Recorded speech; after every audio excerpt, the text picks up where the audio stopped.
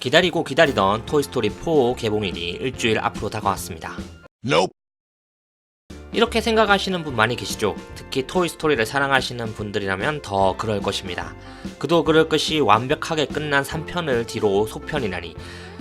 그러고 보면 토이스토리는 시리즈 등장 때마다 항상 기대보다 걱정이 더 컸습니다. 그러나 전편을 능가하는 속편은 없다는 속설을 비웃듯 매작품이 나올 때마다 전작을 뛰어놓는데요.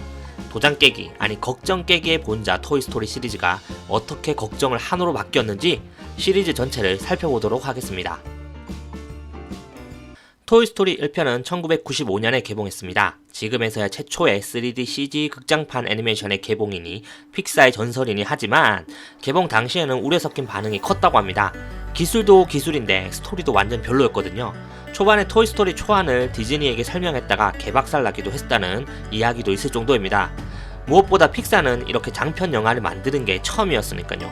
하지만 결과는 개봉 후 1억 9천만 달러라는 북미 흥행을 이뤄냈고 이는 1995년 북미 개봉작 중 흥행 1위라는 위험을 달성했습니다. 이 같은 흥행 성공에는 불안했던 3D CG라는 점이 오히려 호기심을 유발시켰고 장난감이라는 아이들도 좋아하는 소재와 그것을 통해 이건 나는 게 아니야 멋있게 떨어지는 거지라는 그 의미를 살펴보면 열심히 살아가지만 뜻대로 되지 않는 어른들에 위한 위로라는 점이 뭉클하게 다가오기도 했으니까요. 이것에 대한 설명은 제가 따로 동영상을 만들었으니 꼭 한 번만 봐주세요.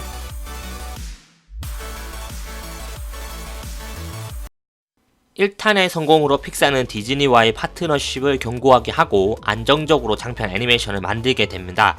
후속편 벅스라이프도 큰 성공을 거두고요. 그런 가운데 토이스토리2 제작에 들어갑니다. 사실 토이스토리2는 극장용 애니메이션으로 만든 것이 아니었습니다. 비디오용 작품으로 가볍게 만들려고 했지만 이것이 오히려 큰 불안 요소로 다가왔습니다. 가볍게 만들기 위해서 픽사 내부에서는 신인 감독에게 프로젝트를 맡겼지만 떨어진 제작 욕심에 신인 감독의 연출들도 산으로 갔습니다. 그래서 부랴부랴 극장판으로 프로젝트를 바꿨지만 오히려 극장판에는 못 미치는 초반 퀄리티가 나왔습니다. 최악의 위기를 맞이한 픽사와 존 레서터는 제작하고 있던 신인 감독을 가감히 교체하고 자신이 직접 2탄을 만들기로 했습니다.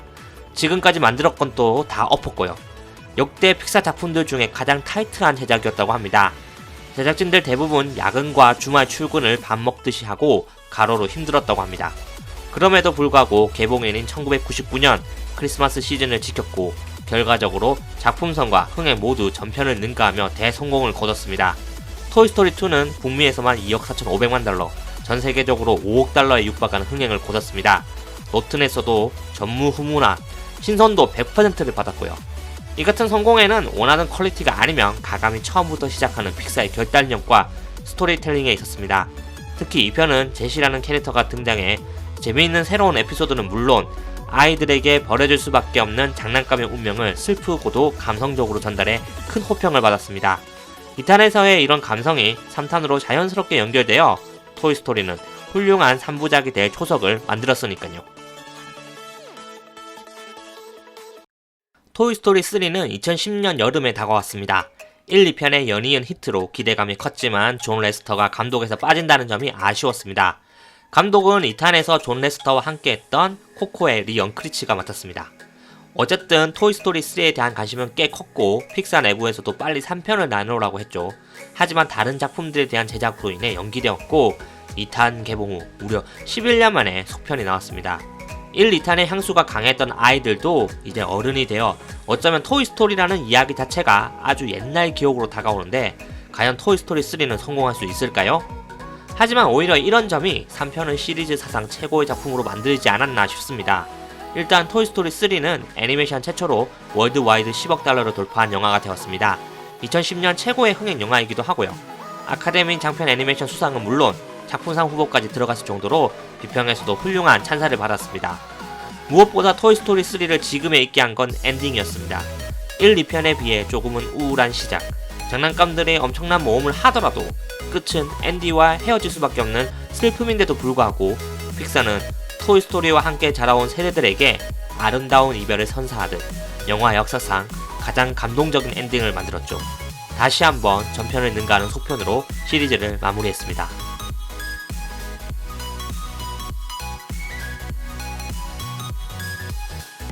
하지만 이게 끝이 아니었습니다. 영화 역사상 완벽한 엔딩이라고 생각했던 토이스토리가 다시 속편이 나왔습니다. 6월 20일 개봉 예정인 토이스토리 4.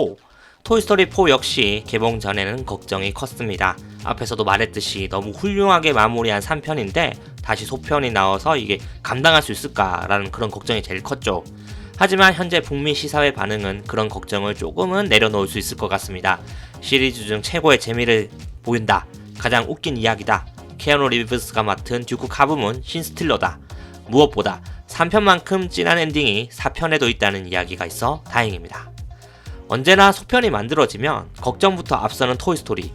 그만큼 완벽한 전편에 속편이 그걸 능가할 수 있을까라는 걱정 때문에 그렇지만 토이스토리 시리즈는 단 한 번도 실망시키지 않고 그 어려운 것을 해냈습니다. 이번 편도 그러길 바라며 무한한 공간 저 너머로 다시 한번 여행갈 준비를 해야겠네요. 그럼 저는 토이스토리 4를 보고 리뷰 영상으로 다시 돌아오겠습니다. Let's kaboom! Go!